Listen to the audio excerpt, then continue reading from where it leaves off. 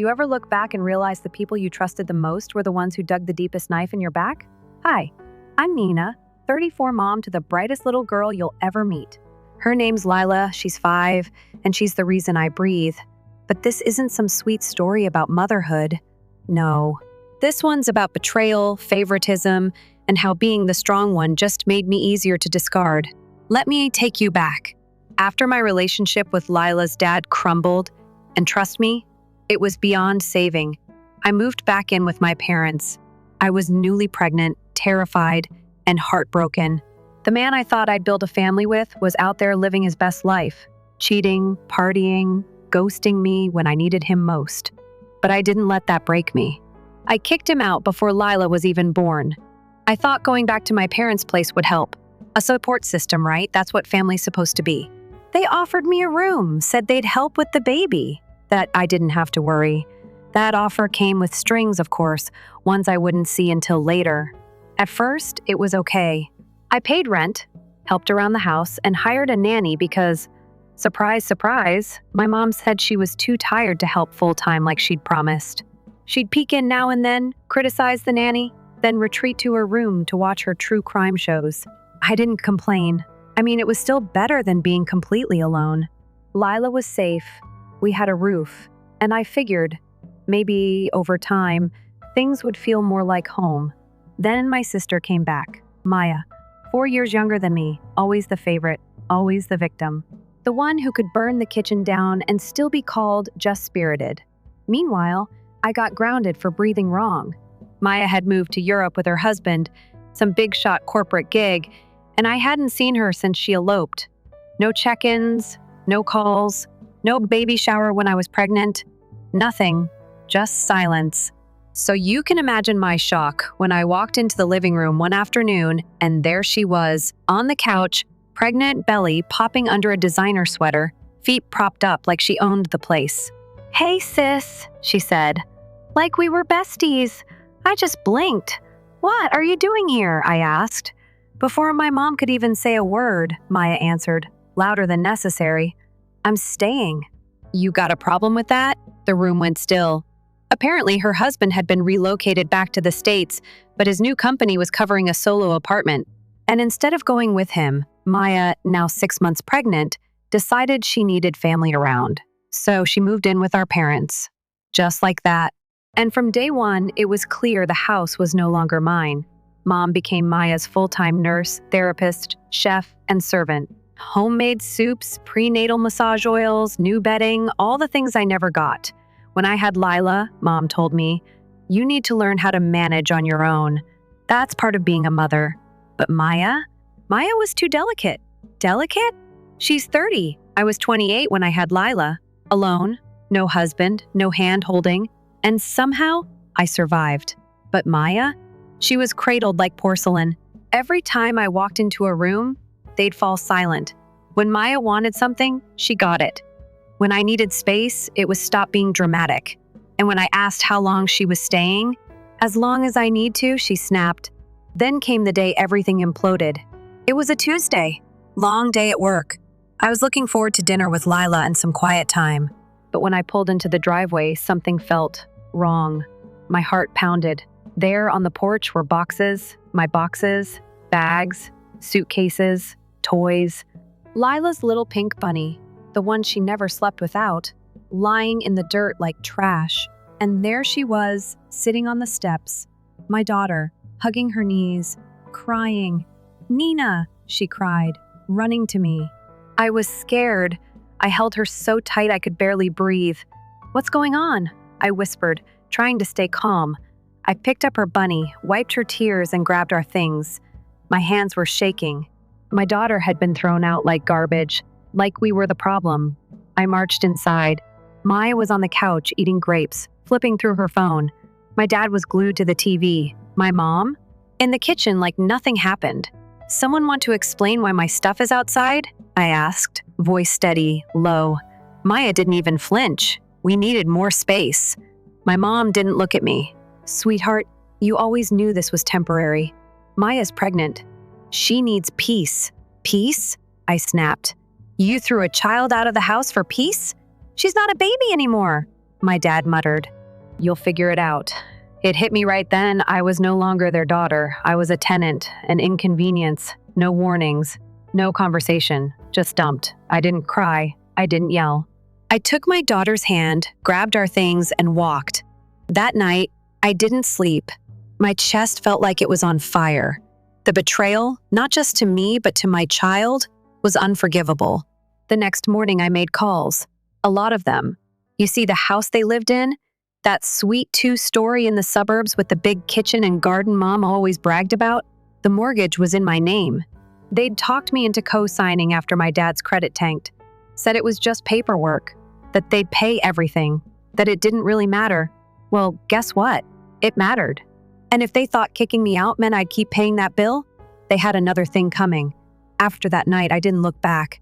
I found a cheap short-term rental the very next day. It wasn't anything fancy, just a small 1-bedroom with squeaky floors and a heater that wheezed louder than my patience. But it was warm, it was safe, and most importantly, it was ours. Lila was scared at first. She kept asking when we'd go back to Grandma's.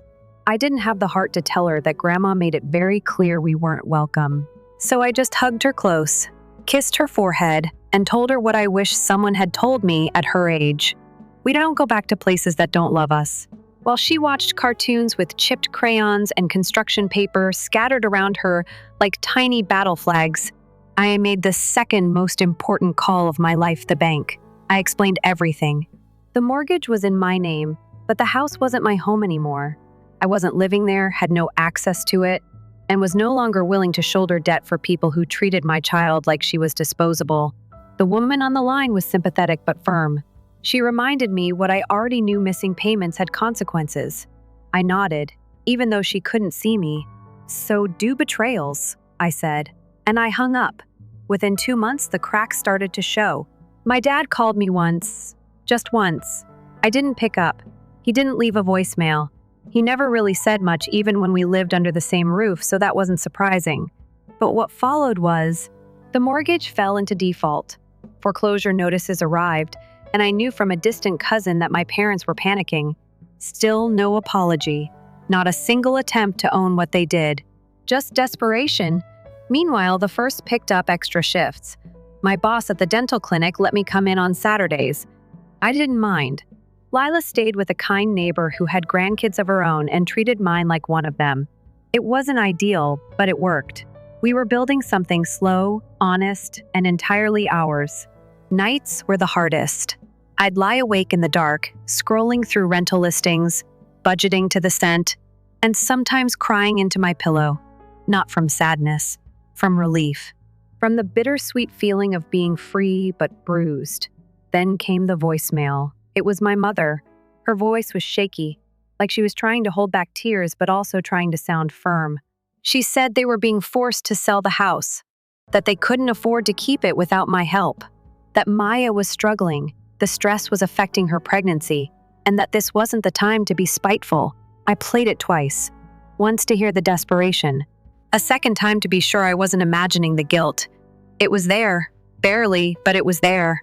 What wasn't there? Accountability. No, I'm sorry. No, we were wrong. Just a plea disguised as entitlement. I deleted the message. No reply. And from that moment, I knew I was done being the emotional safety net for people who never offered me a hand. Only the floor to land on. They lost the house a month later. I heard from an old high school friend who still lived in the neighborhood. Apparently, movers showed up early one morning and started clearing everything out. My dad stood on the lawn in his bathrobe, yelling at some poor guy trying to haul out the washing machine. Mom was crying on the porch. Maya? She wasn't even there. She'd already moved in with her husband across town. The same husband who, by the way, was not thrilled about any of this. I didn't need details to know that story was about to fall apart too. But here's where the universe really played its hand. Remember how Maya was supposed to be taken care of during her pregnancy? How she was too fragile to live with her husband while he worked long hours? Well, 3 months after my parents lost the house, Maya's husband filed for divorce.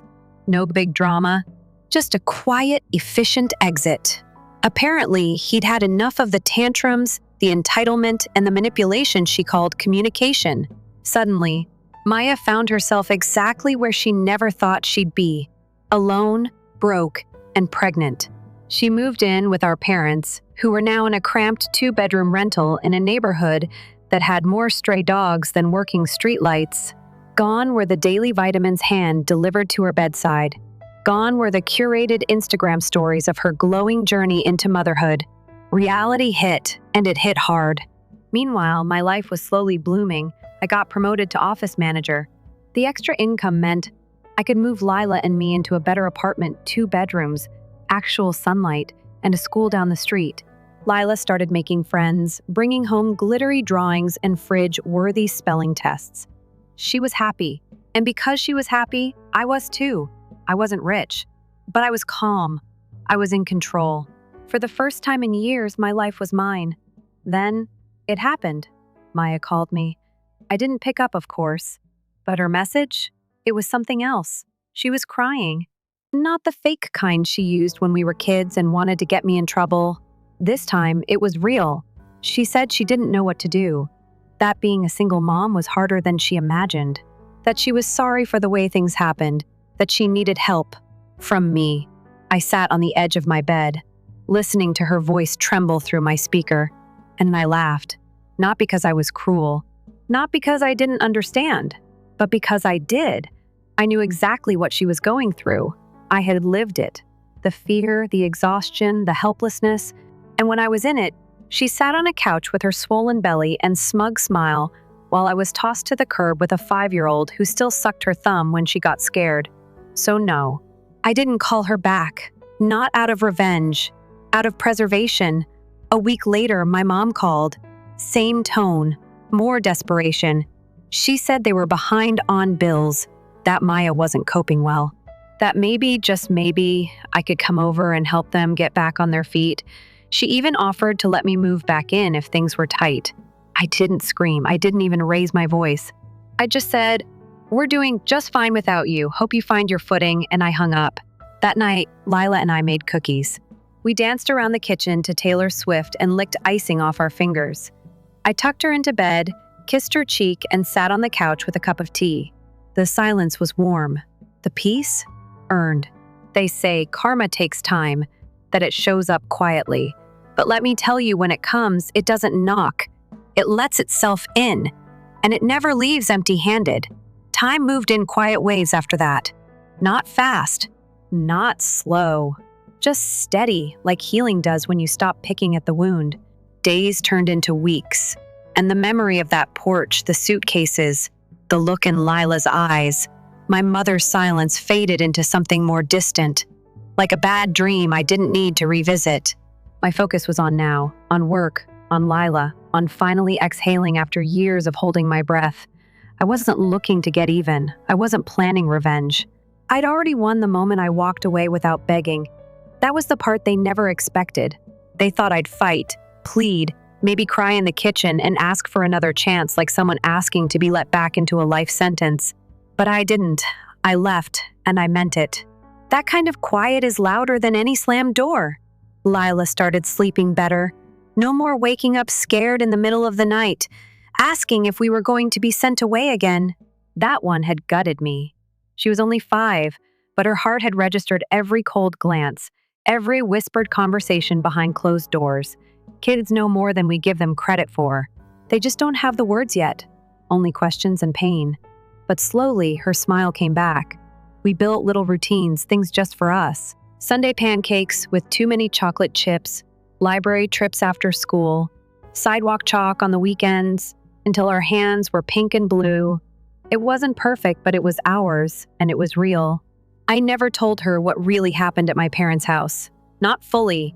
Just that sometimes people who say they love you don't know how to show it. That we were better off somewhere we could feel safe and happy. She accepted it. Children don't need all the gory details. They need love, consistency, and the space to grow without fear of rejection. I gave her that. Something no one had ever given me. Meanwhile, my phone stayed quiet. No more calls from Maya or my parents after I ignored them a second time. Maybe they got the message. Maybe they finally saw what life looked like without their emotional punching bag around. Either way, I didn't care. For the first time in years, I wasn't operating from guilt. I wasn't performing for people who only clapped when I was convenient. And I wasn't wasting another breath trying to fix something that was never broken on my end to begin with. But the universe has a funny sense of timing. About 2 months after their last desperate message, I ran into an old neighbor while grabbing groceries. She used to live across the street from my parents back when I stayed there. Sweet woman.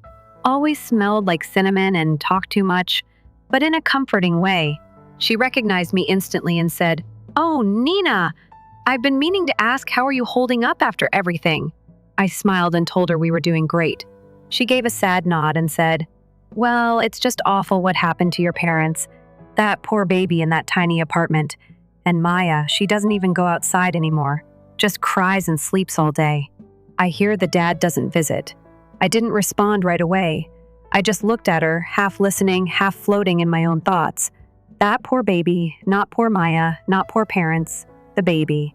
The only innocent one in that mess. It reminded me of something I hadn't let myself feel in a long time: anger.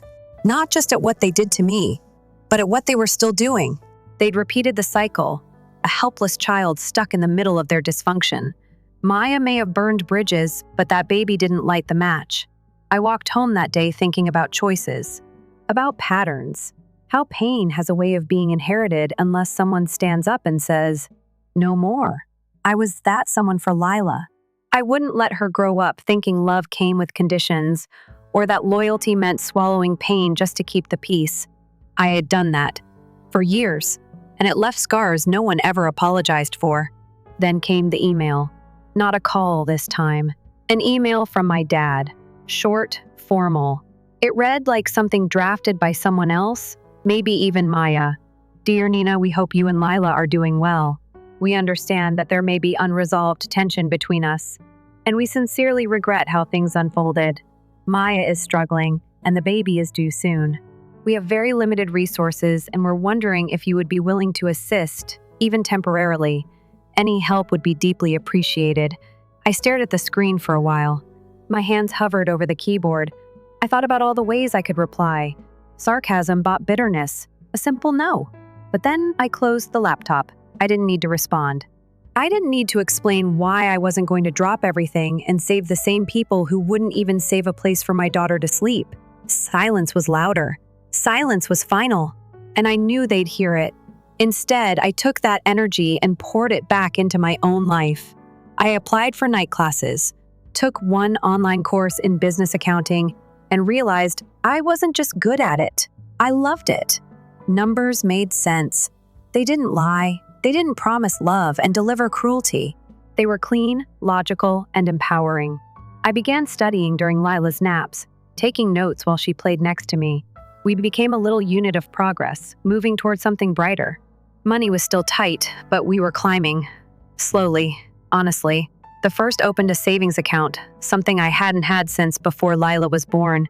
I started putting away small amounts, proud of every dollar. It was mine, untouched by guilt, unburdened by someone else's name on the title. Just like the life I was building, just like my daughter's future. Sometimes I'd hear whispers through the grapevine. Maya had checked into a counseling center. My mom was working part-time at a pharmacy. My dad had sold his car to cover medical bills. They were unraveling in quiet little ways. And the old me? The old me might have felt sorry, might have reached out, might have tried to play the savior again, thinking love meant always showing up even when you were shoved out. But not anymore, because healing had taught me something crucial. Compassion doesn't mean self-destruction. Empathy doesn't mean access. And forgiveness doesn't mean returning to the people who left you out in the cold with your child clinging to your arm asking, "Did we do something bad?" We didn't. We just mattered less than someone else's comfort. So no, I didn't respond. I didn't send money. I didn't bring diapers or offer rides or ask how things were going, because none of them had asked me. Not when I was bleeding emotionally. Not when I was begging silently for someone to just see me. I saw myself now, fully, clearly. And I liked the woman staring back in the mirror, tired, yes, but finally whole. A year passed, just like that. Not with fireworks or dramatic milestones, but with quiet consistency, the kind that slowly rebuilds a life. Lila had grown taller, her baby cheeks melting into a little girl's angles. She started school, made friends, learned to tie her shoes with one bunny ear loop at a time, and every day she came home with stories that made my heart feel like it had finally unclenched. We had routines. Mornings with cereal and cartoons, evenings with books and sleepy laughter. Peace doesn't announce itself. It just settles in when you stop expecting chaos to walk through the door. And mine had finally stopped knocking. Work was steady. The office was small, just me, 2 dentists, and an older receptionist who spent more time watching true crime than actually answering phones. But I didn't mind. I had autonomy. I was trusted. And the paycheck, while not huge, was finally enough to cover rent, daycare, and even save a little on the side. Some nights I'd sit at the kitchen table after Lila was asleep and stare at my savings app like it was a trophy. Not because the number was big, but because it was mine. Every cent earned, not owed. I didn't think of my parents much anymore. Or Maya. Not deliberately, anyway. They were like faded figures in a dream I had once. The kind you wake from sweating but can't quite remember why. But sometimes, when it was late and the house was still, I'd think about that porch again. The bags. Lila's stuffed bunny in the dirt. My mother pretending not to see us. And no matter how far I'd come, it still stung in a way I couldn't explain. Then came the message from Carla, my cousin. We weren't close, not really. She lived out of state and had a tendency to stay out of family drama, which, in hindsight, probably saved her a lot of grief. But the text popped up randomly one afternoon like a ghost knocking on the window. Hey Nina, I know this is out of nowhere, but I thought you should know. Maya's in a bad place. Like really bad. And your mom keeps saying she wishes you'd come back. Just thought you deserved to hear it. I stared at the screen, my fingers hovering over the reply button, heart caught between disbelief and fatigue. Come back? To what, exactly? The people who let my daughter sit outside like she was nothing? The same ones who only remembered me when everything else fell apart? But curiosity is a quiet itch. And even though I didn't respond, I found myself scrolling through Maya's old Instagram. It was still public. Her feed was like a curated scrapbook of a life she never really had filtered bump photos, inspirational quotes about strength and sisterhood, soft-lit selfies that screamed, "I'm fine" in all caps. But there were no recent updates. The last post was from 6 months ago, then nothing. I clicked out and closed the app, shaking off the weight of old memories I didn't ask to carry again.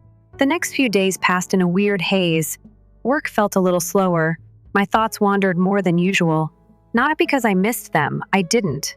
But because part of me had always wondered if they'd ever truly face what they did. Not through gossip or karma or hearsay, but face it. Look it in the eye and realize just how deeply they'd failed. Then, late on a Sunday night, I got another message. This time from my mother. No introduction. Just, Maya had a breakdown. She's not well. The baby is fine, but we're barely holding it together. Please. We're sorry. Just come talk to us. I didn't reply. But I didn't delete it either. I let it sit in my inbox like a wound they were finally acknowledging. I didn't owe them anything. But I also wasn't angry anymore. I wasn't even bitter. Just tired. Tired of the history they never took responsibility for. Tired of being the only one who cleaned up the mess while they played the victim. That week, I booked a therapy session. My first in years. It wasn't about them. It was for me. I wanted to know if I was wrong for feeling nothing. No guilt, no urge to help. Just silence. My therapist listened quietly as I laid it all out. The eviction, the betrayal, the calls, the baby, the text. She didn't interrupt, just nodded and waited. Then she said something that stuck with me. You didn't close the door, they slammed it. You just learned how to stop standing outside waiting for them to open it again. That night, I sat in bed and replayed everything from the past 2 years like a highlight reel no one asked for. The night we were kicked out, the bank call, the emails, the pancakes and crayons, the nights Lila clung to me in fear. And now we lived in a clean, bright apartment. She slept peacefully. I was working on a business degree.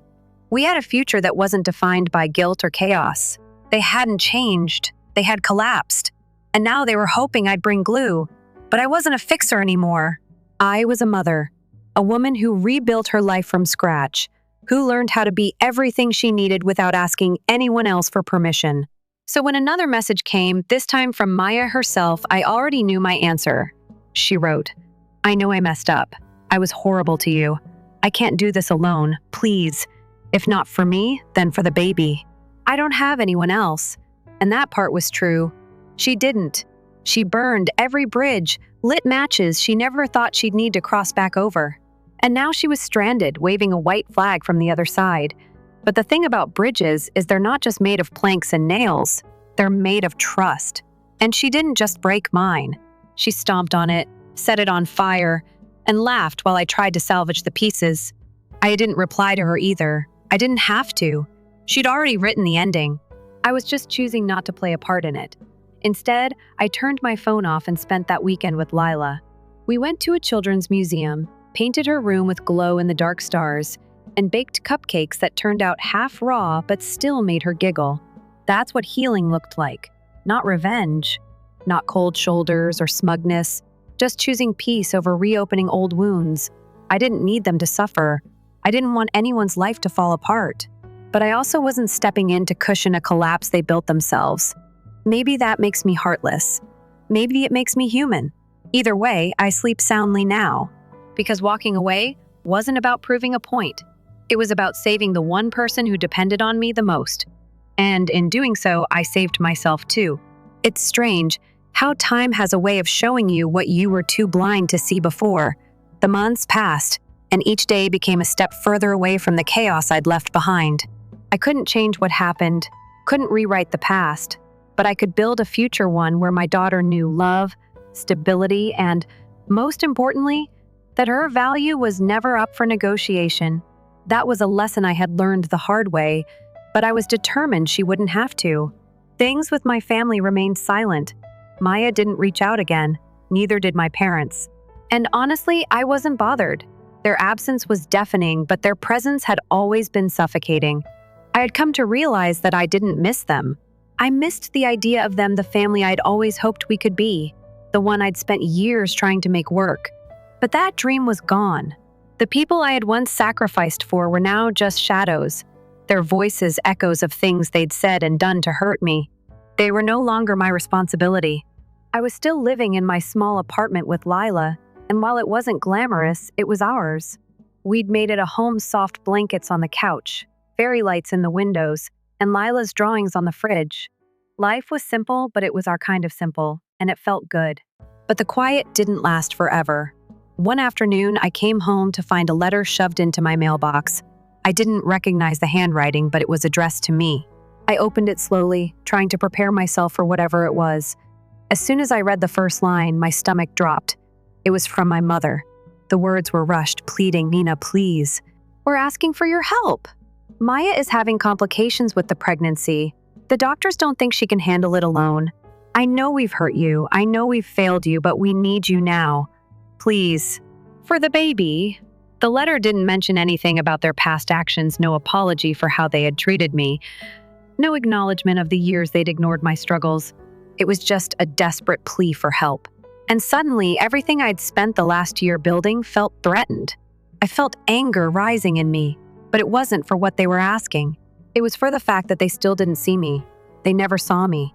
They never understood what it meant to walk away, to choose myself and my daughter over everything they had ever done to us. I wasn't their savior. I wasn't anyone's backup plan. The audacity of it hit me harder than I expected. After everything, after they had thrown us away so easily, they thought they could waltz back into my life when they needed something. I took a deep breath and crumpled the letter in my hand. It wasn't the first time they'd made me feel like I was nothing more than a tool to be used when they had no other option. I tossed it in the trash. The way they had thrown me out when I was most vulnerable. I didn't even feel guilty. In fact, I felt a sense of relief, like a weight had been lifted from my chest. Maya was going through something difficult, yes, but that didn't mean I had to sacrifice everything I had rebuilt for people who didn't value me. The next few days were quiet. Lila and I settled into our routine, and I focused on my coursework. I was almost halfway through my degree now, and I could feel the momentum building. This was the future I had worked for. This was what I wanted for myself, and yet the letter lingered in the back of my mind. I tried to push it out, but there was something in me that just couldn't let it go. It wasn't the request for help that bothered me. It was the fact that they still thought they could dictate the terms of my life. That was the last straw. I had spent too many years bending myself to fit their expectations, sacrificing my own happiness for theirs. But no more. I needed closure. I needed them to understand that I wasn't the same woman they'd tossed aside. I wasn't their pawn anymore. I spent the next few days planning what I would say. Not to ask for their forgiveness. Not to beg for an apology. But to give them something they'd never given me: clarity. I wrote a letter of my own, one that laid everything bare. I told them I was done. Done with the guilt. Done with their manipulation. Done with pretending that their behavior was something I could fix. I explained that, while I understood Maya was in a difficult situation, I wasn't the one who should be fixing it. That was her responsibility, and if they wanted to support her, they could do so without dragging me back into their toxic web. I told them that I had moved on.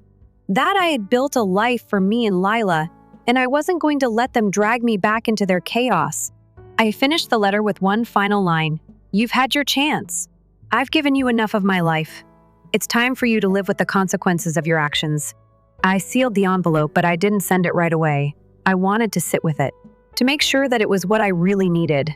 The next morning, I woke up with the same feeling I'd had when I walked away from their house months ago. Calm, certain. I didn't need them. I didn't need their approval. I didn't need their love. I had Lila, and that was all I needed. So I sent the letter. I didn't need to see their faces. I didn't need to hear their apologies. It was over. And it felt good. The weeks passed, and I didn't hear from them again. I didn't even get a text or a call. I didn't need it. The silence was final, and I was at peace. Lila thrived. She started coming out of her shell more, excited about school, making friends, and even picking up little hobbies. We spent afternoons at the park, weekends at the beach, and nights curled up on the couch with popcorn and movies. We were living in a rhythm that felt right, and nothing could shake it.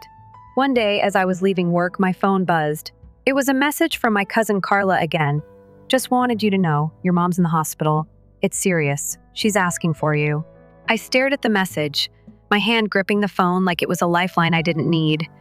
My first instinct was to turn it off, to ignore it, to keep going, to stay in the life I had built for us, free from the people who had abandoned me. But something inside me shifted. I didn't want to be that person anymore, the one who avoided everything that reminded her of the pain. I didn't owe them anything, but I also didn't want to carry that weight of bitterness with me forever. I texted Carla back, "I'll be there." I didn't know what I expected when I arrived at the hospital. I thought maybe I'd see my mother with the same pleading eyes I'd seen in her letter. But when I walked into the room, I saw something different. She was lying in the bed, pale and fragile, hooked up to machines. She looked like she had aged 10 years since I last saw her. And for the first time in a long time, I felt a flicker of something. Not pity, not anger, just humanity. Maybe that's what it was. The recognition that, despite everything, she was still my mother. But it was just a moment. Just long enough for me to realize that even if I did care, it didn't change the fact that I had a life to live. And it was mine to control. I stood at the foot of her bed, watching her sleep. "I'm here," I whispered, though I didn't know if she could hear me. "But I'm not coming back. Not to this. Not to any of it." And when I walked out of that hospital, I knew that I had finally done what I needed to do. I had let go. It's funny how life works sometimes.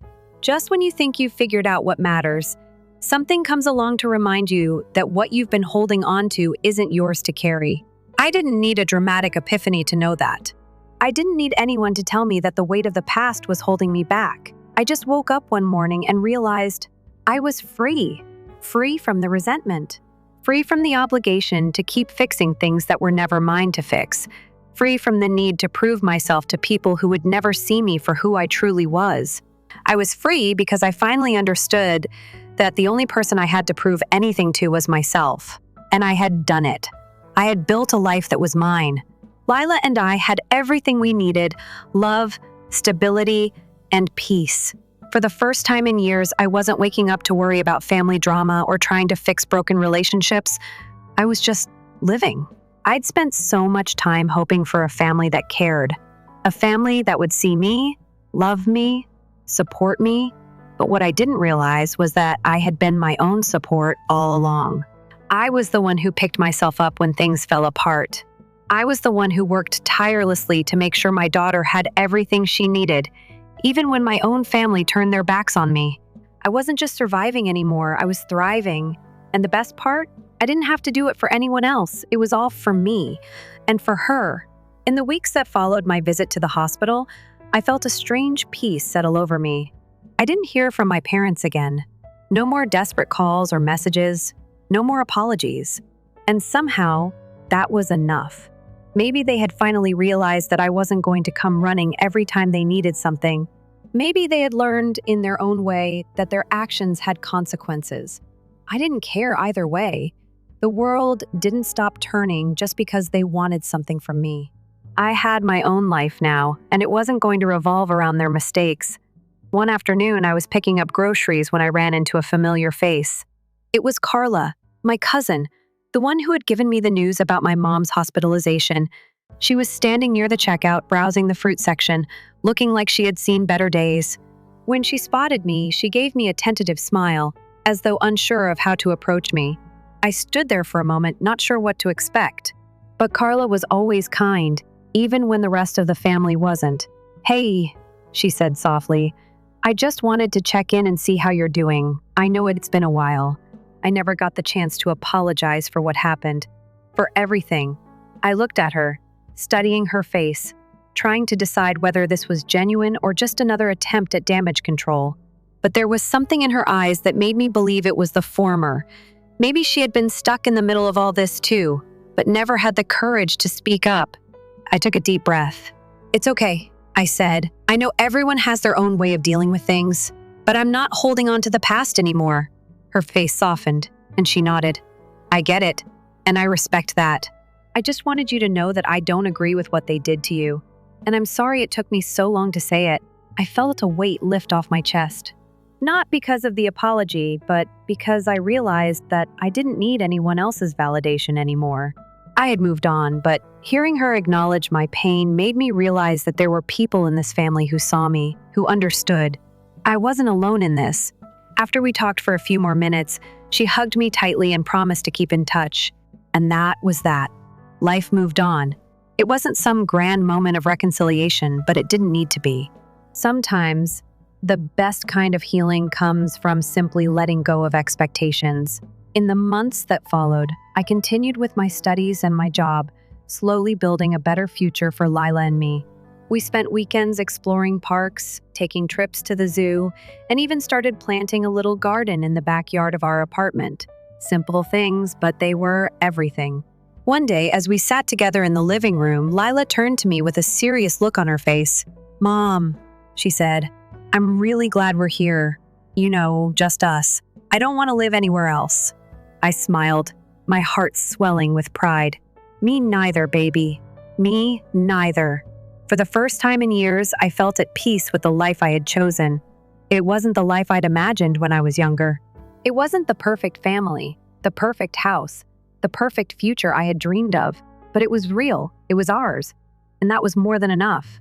A few weeks later, I found myself sitting on a park bench, watching Lila chase butterflies, the sunlight warming my face. It was one of those rare moments when everything felt still, when the world seemed to slow down just long enough for me to catch my breath. And in that moment, I realized something. I had spent so many years looking for approval from people who would never give it to me. I had tried to fix relationships that were never meant to be fixed, but I had finally found what I had been searching for all along, myself and my daughter, the two people who mattered the most, the two people who had been there through everything, the two people who would never abandon me. As I sat there watching Lila laugh and play, I couldn't help but feel a sense of gratitude. Not for the people who had hurt me, not for the family that had turned its back on me, but for the strength I had found within myself, for the resilience that had carried me through the darkest moments, for the love that had never faltered. I was no longer a victim of my circumstances. I was the woman who had overcome them. And in the end, that was the only revenge I needed.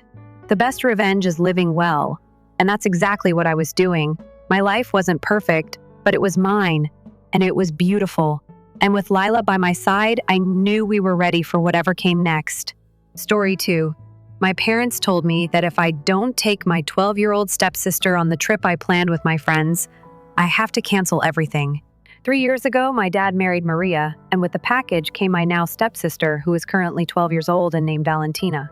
I know a 12-year-old can be a little annoying, but Valentina is on another level. The girl is out of control. If you don't do what she wants, or if everyone doesn't do what she wants, she throws a tantrum like a 2-year-old until Maria, her mother, gives in to her demands, because that's always what ends up happening.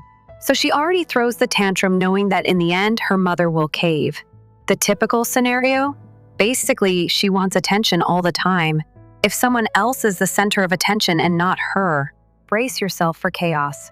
Imagine that at any birthday party, even if it's not hers, she needs to receive a gift too, because she can't accept that someone gets something without her also getting something. And obviously at every birthday she blows out the candles with the birthday person. But it's not the usual situation where the birthday child blows out the candle first and then the other kids join in. No, she has to be right there blowing the candle with the birthday person. There isn't a single birthday photo where this girl isn't glued next to the cake. And of course, she wants to be invited to absolutely every plan, every event, every outing. Even if she doesn't want to go, she wants the invitation. Her presence must be requested this year for my birthday. I decided to take a trip with my 3 best friends. We're going to the beach and rented an Airbnb right by the ocean.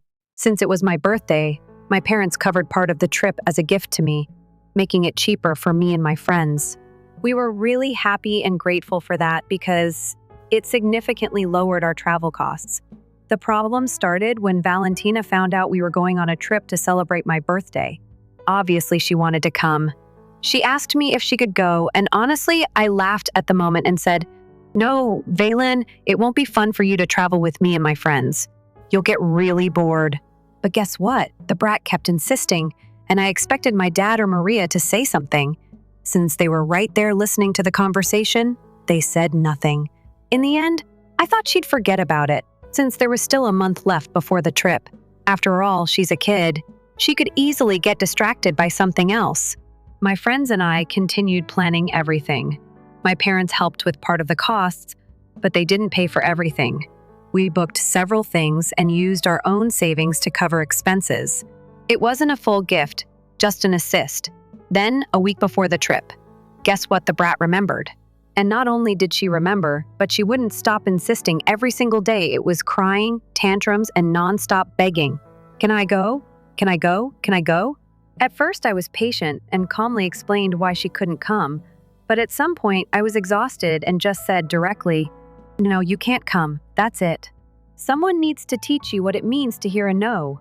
Oh, the drama. She ran off crying to her mother, and then Maria came to tell me that I had no right to discipline her daughter. And all I could think was, well, someone has to do it, Mom, because clearly you're not.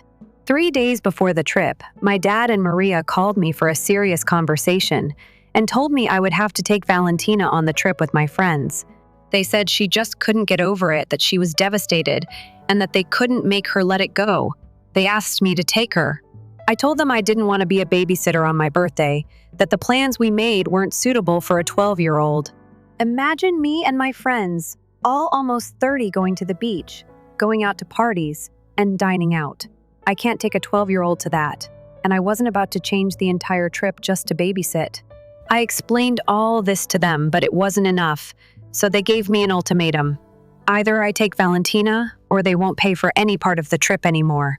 They said they would withdraw the financial support they had promised.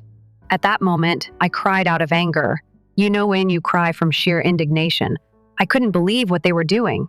I told them this wasn't fair, that my friends were also counting on that support, and that they weren't just messing with me but with 3 other people who had financially planned their trip based on that money. Everything was already set. We were 3 days away. They couldn't just change the rules now. And you know what they did? Nothing.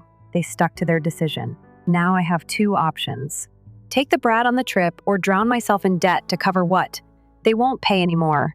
Because honestly, we don't have enough money to cover that part without their help. We were counting on that support. So either I get myself into serious debt or I'm forced to take this spoiled little brat with me. So yeah, happy birthday to me. In the end, I had no choice. My friends and I talked and came to the conclusion that there wasn't enough time to get more money. Even if we tried, there were only a few days left, and we couldn't cover everything without my parents' help. So with deep hatred and a lump in my throat, I accepted, taking Valentina. She was so happy when she found out she was going that she even gave me a hug as if it were a prize for her, a trophy won through crying and manipulation. Maria and my dad pretended nothing had happened, as if they hadn't blackmailed me and ruined my dream trip on the day of the flight. I already knew I was going to regret it, but I had no idea how much. From the moment we arrived at the airport, Valentina started causing trouble. She didn't want to walk too much. She complained that her suitcase was too heavy, that she was thirsty, that she wanted a snack, and that she wanted candy, that she was tired. We checked in and went to the boarding gate, and the brat kept insisting that she wanted a toy from one of the airport stores. I told her no, that I wasn't going to spend money on that. That she was already going on a trip she wasn't even supposed to be on. And what happened? She threw herself on the floor.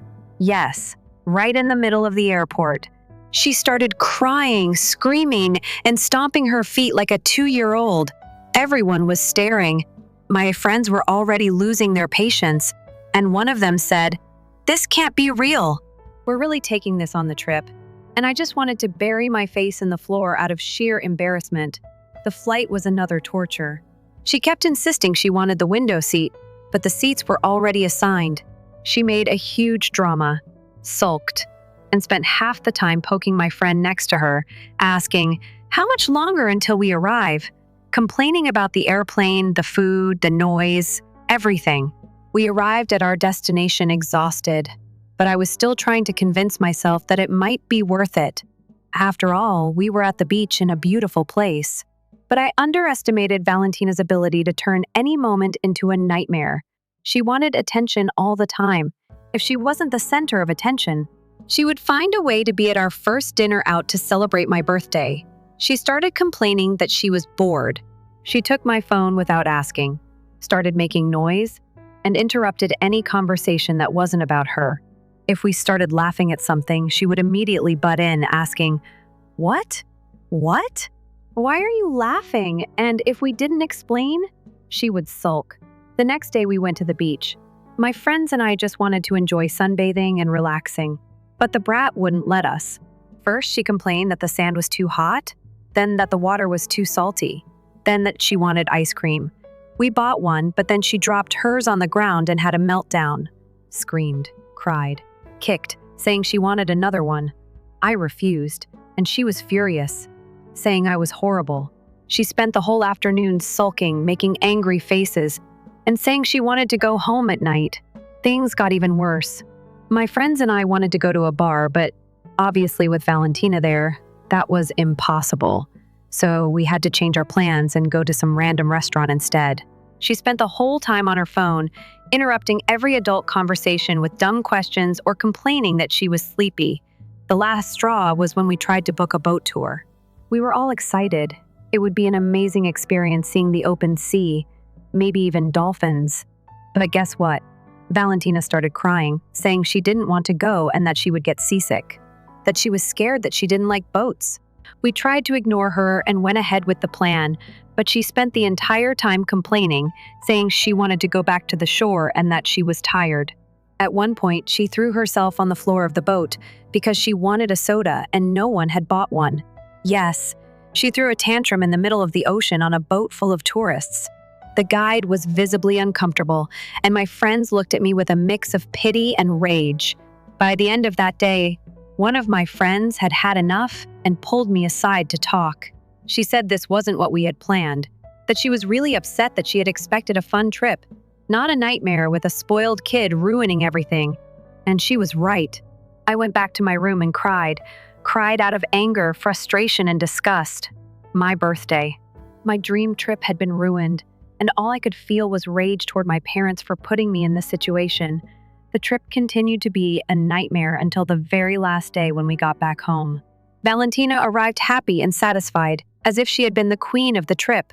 When my dad and Maria asked how it was, She said it was fun, but she was really mean and didn't let me do everything I wanted. I looked at my parents, expecting them to see the damage they had caused, but they just laughed and said, "Oh, Valentina has a strong personality, doesn't she?" I have never felt so much hatred in my entire life. When I got back home, I felt an unbearable weight in my chest. It was a mix of shame, anger, and a sense of failure I had never felt before. I couldn't even look at my friends. I knew they were just as disappointed as I was that this trip was something we had planned for so long, and that I had dragged along a brat who ruined everything. Not because I wanted to, but because my parents forced me. But in the end, that didn't matter. The trip was a disaster, and I felt like it was all my fault. For the first few days after we got back, I avoided responding in our group chat as much as possible. I saw them talking to each other, discussing work and other things, but none of them mentioned the trip. That only made me feel worse. I knew we needed to talk, but just thinking about facing that conversation made me want to disappear at home. The situation didn't help at all. My parents kept acting like nothing had happened, and Valentina was more unbearable than ever. What did she learn from this trip? That she can do whatever she wants, push any situation until she gets her way, and that in the end, there are no consequences for her. Everything was perfect, but for me, every time I looked at her, I felt a growing hatred. I spent weeks like this trying to ignore everything until one day, while I was sitting on the couch scrolling through my phone, my friends showed up. They rang the doorbell, and when I opened the door and saw all three of them standing there, my heart sank. They walked in and sat down, all with serious expressions. I knew they weren't just there to visit. Finally, one of them spoke. "We need to talk." I lowered my head, feeling my throat tighten. I didn't want to hear what they had to say because I already knew. I knew they were disappointed. I knew I had ruined the trip. I knew I had done everything wrong. "Look, we understand what happened. One of them started. We know you were forced to take that girl. We know it wasn't your fault." I lifted my head immediately. "Surprised? What do you mean? You think we didn't notice?" Another one replied.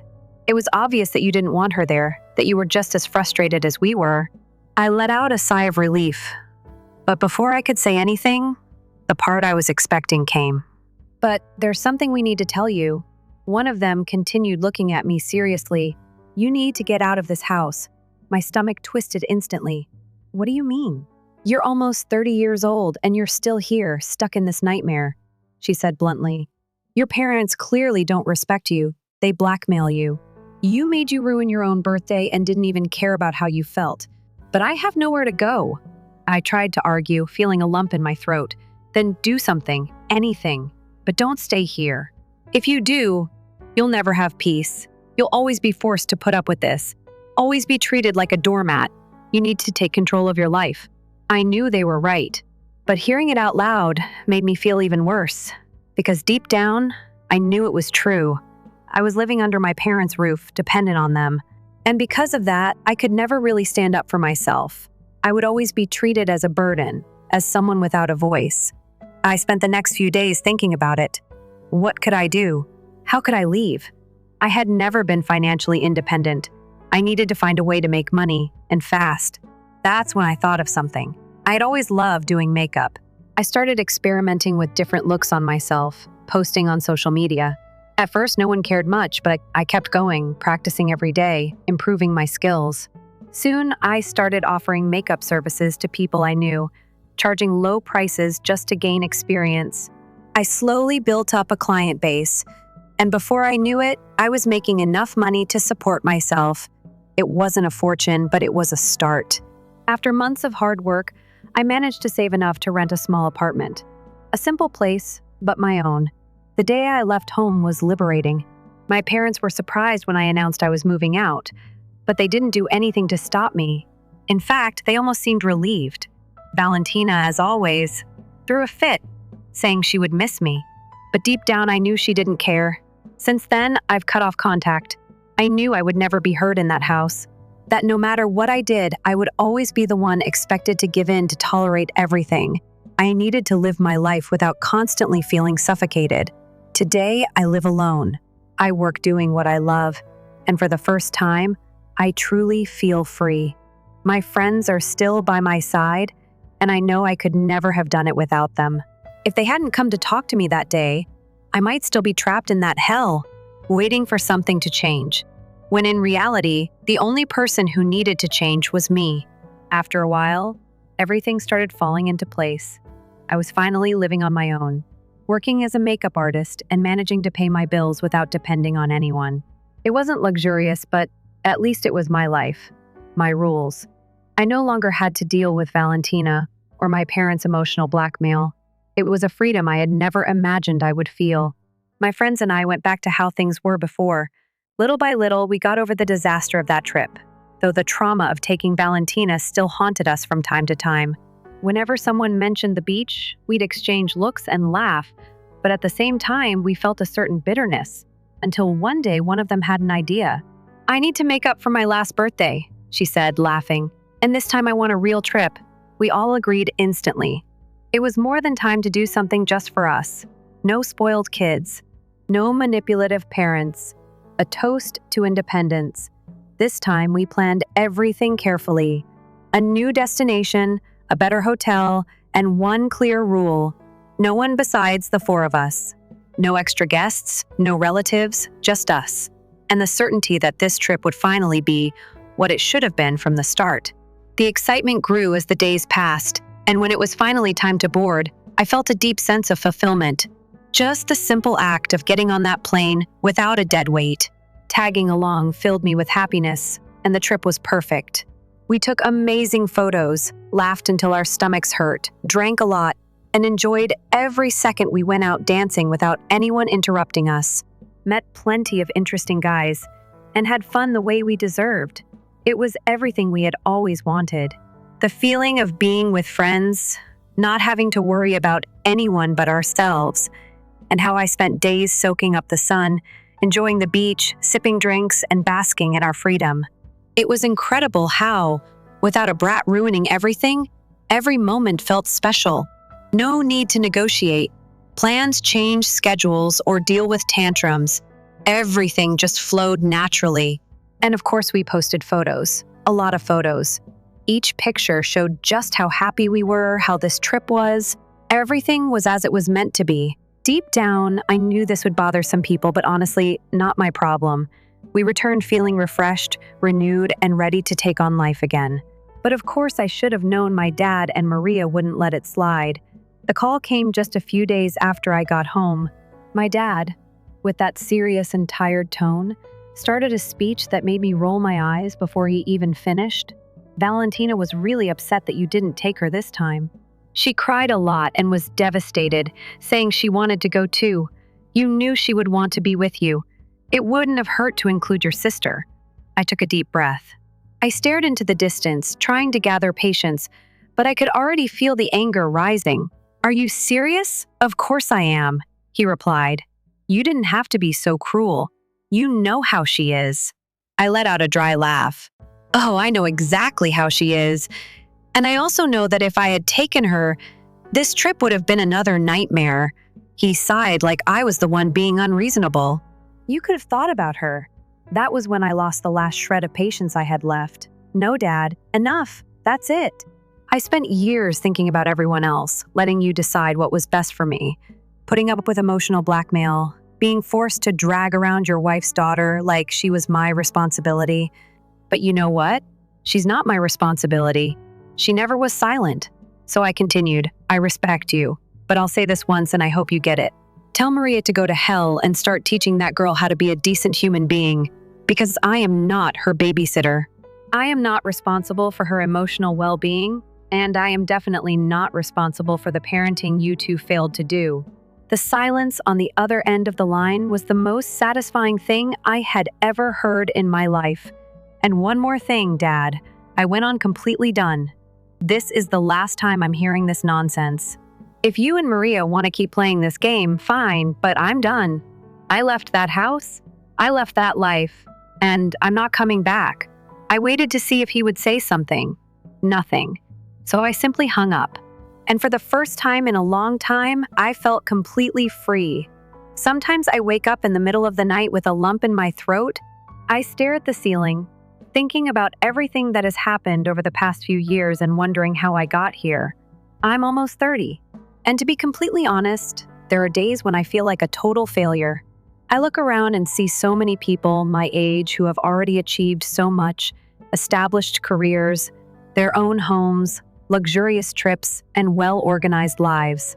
And meanwhile, I'm just now starting to build my independence. I feel behind, like I wasted years of my life trapped in something I should never have accepted. I spent a good part of my life letting others decide for me. My parents set the rules, controlled my steps, and in the end, expected me to simply accept whatever situation they put me in, because that's just how things are. And I did. I accepted being treated like a burden. I accepted being manipulated. I accepted being forced to swallow ridiculous things because, deep down, I thought I had no choice. Or rather, I believed I had no choice. When you are financially dependent on others, you lose your voice. You can scream, you can protest, and you can try to stand your ground. But at the end of the day, if the person who pays your bills doesn't want to listen, they simply won't. And that's exactly what happened to me. It didn't matter if I was unhappy, if I was being forced to carry a responsibility that wasn't mine.